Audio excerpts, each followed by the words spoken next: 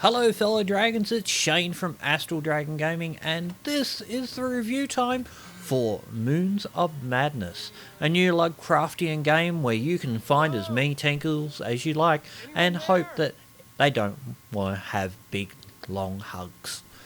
So, this is a game that came out quite recently. I believe it came out on the 24th of October. It's going for the retail price of 35 Australian dollars, and yeah, let's go have a look-see. Lovecraftian games, on the whole, have never really got a hold in the mainstream. Like, Lovecraft itself is kind of a diversive genre of writing. It's not everything that everyone wants. Because, unfortunately, Lovecraft was a man that was sort of isolated for the entirety of his life, and the more you isolate the person, the more they kind of go slightly spare. And Lovecraft's work is always like that. The Moons of Madness are basically a wordplay on the original story, The Mountains of Madness, which, in the basic story of The Mountains of Madness, is that the scientists go to Antarctica, they find this weird place, and it has all these connections to the old ones, or elder gods, and a whole load of other things, which start off the entire sort of mythos of the elder gods, the ways in between, and Cthulhu, and all these other things that exist in a Lovecraftian world. And many games have been developed around this. Moons of Madness takes the next sort of logical step, and we move on to being on Mars, and you're basically this character named Shane. Aptly, I was kind of freaked out when it said, "Oh, Shane," and it's like, "Huh, my name's Shane." So yeah, that kind of freaked me out. It's rare to find a game where your actual name is said as the main character that you're playing. But aside from that, you start off the game waking up in this sort of blackened out moon-like base, and everything's out, and you go searching around, and all of a sudden, bam, this woman comes out of the middle of nowhere after you've seen so many tentacles that shouldn't be on screen at that time, and you basically wake up from a nightmare, and normal, mundane world begins. And it's very pretty, it's very realistic, and I think the first hour of playing the game, where it's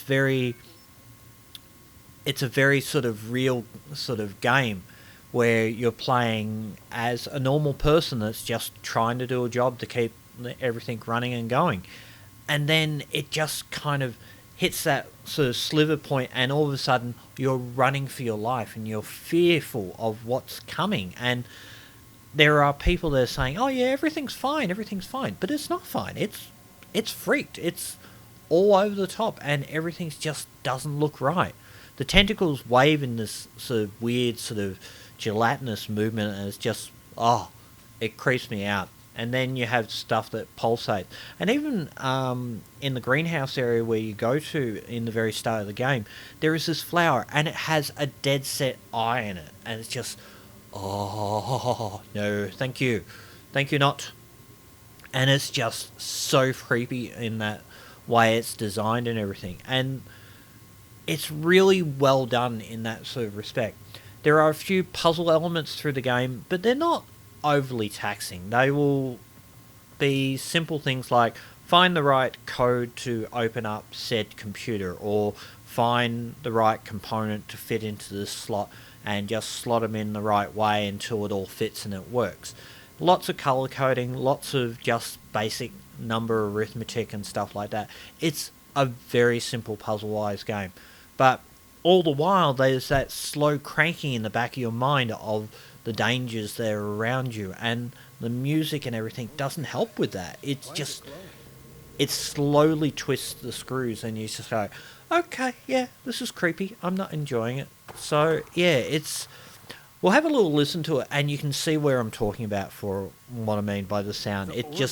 It has that creep factor that just slowly gets into the seep of your mind and everything. It's burning under the skin. Why is this happening?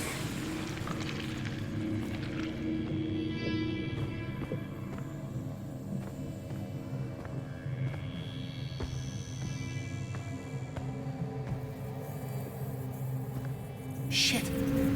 What's going on?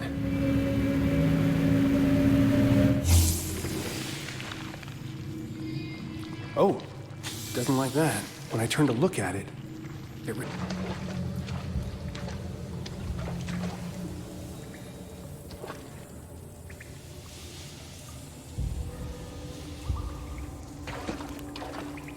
Ina, the entire mangrove root structure is contaminated. There is a viscous black substance like oil. It seems like it's spreading. It is not contaminated. It is changing, evolving. It's beautiful. It is reborn. This doesn't look right. Constant interruptions. I do not have time to explain myself to you.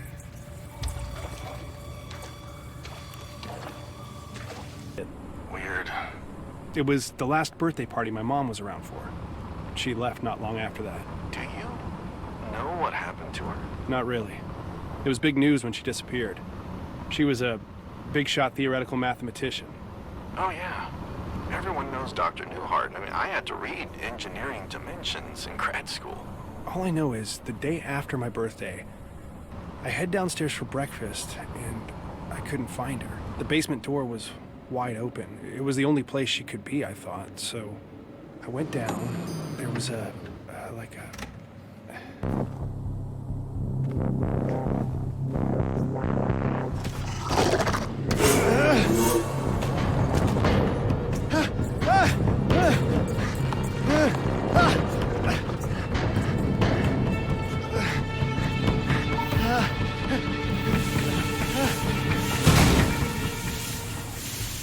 There's a horrible creature in the greenhouse. It tried to kill me. Do not return to base. Does anyone read me? Ina! Lucas! Commander Wilcox! I've got to... But yeah, these little sort of twists and turns, and even just the dialogue of the people that you meet. The funny thing is, most of the way through the game, you will never actually see any living person other than the creatures that, and the tentacles and everything that occupy this entire base. Everything else is literally non-existent. And you kind of are alone, but you have voices here and there, but you're still alone. And the claustrophobic nature, like getting outside when you're in your spacesuit, is about the only time it feels sort of less stressful, I think, is the best way of putting it. But yeah, it's so organic, this entire thing, and it's very plausible. I think that's the main thing about this entire game that is kind of more of a creep factor to it.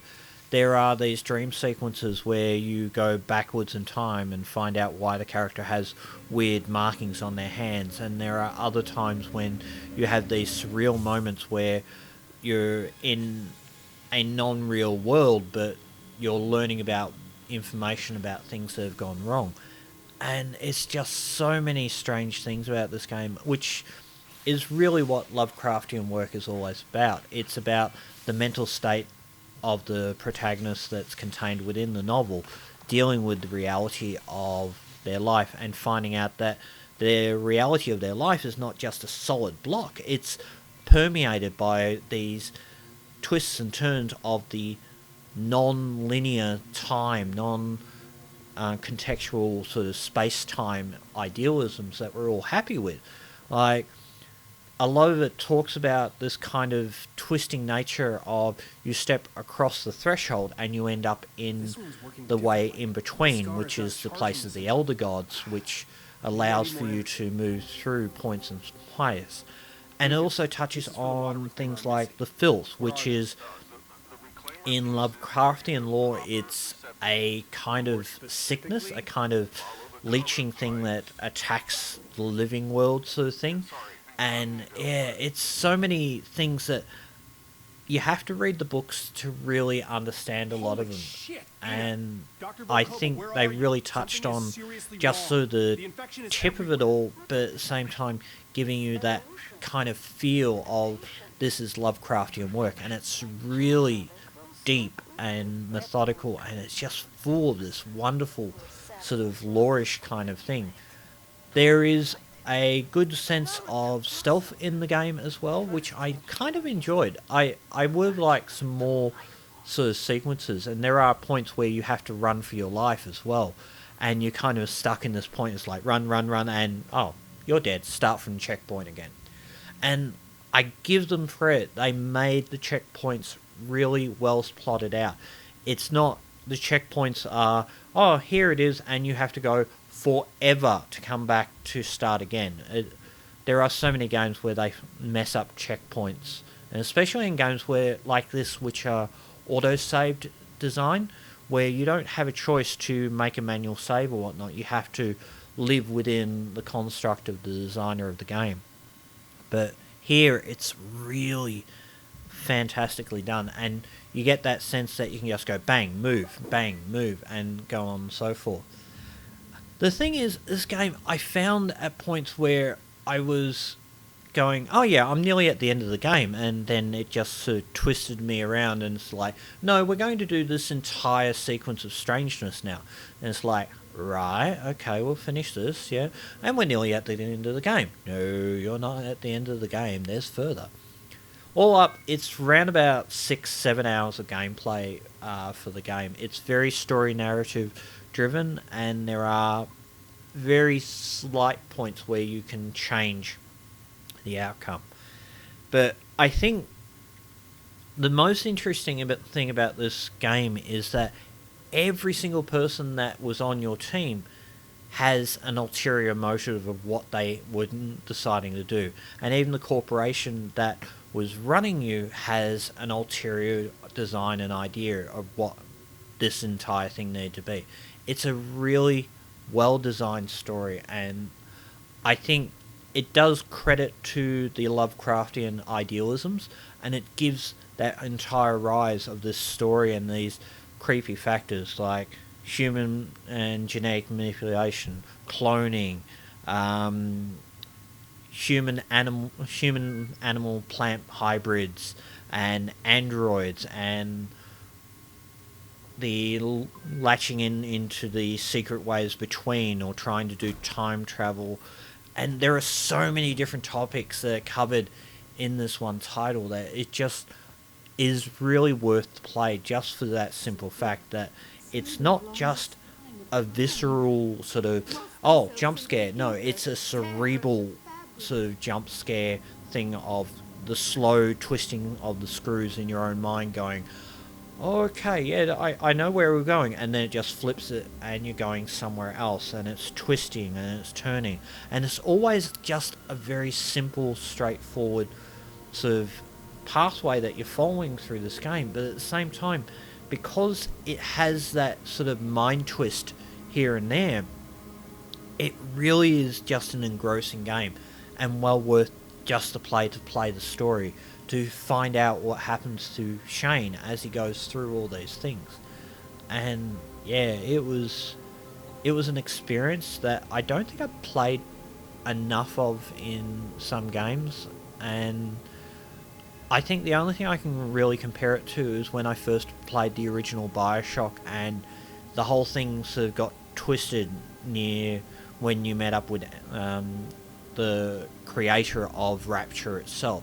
And this is the kind of same thing. You meet up with the person that has been making everyone have nightmares, has been sort of at the hallmark of trying to twist everything and turn everything around to do their own bidding and stuff. It's a really well-designed story and a well-designed game in general. It runs extremely well, it's easy to play, it's intuitive, and it's just a joy to play. So anyway, that's been my review. I hope you've enjoyed the review. If you have, hit that like button, smash the subscribe button, and don't forget to ring the bell, because if you don't ring the bell, no one hears anything. And other than that, I hope you are having a fabulous day, and thank you for watching. Bye for now. Singing? It sings, Shane. I can feel it. The energy. It's weakening. There is still hope. The moons must not align. Go, my son. It shines with the brightness of infinite knowledge. Do not fear it. No, your friends, They died to help you finish what they started.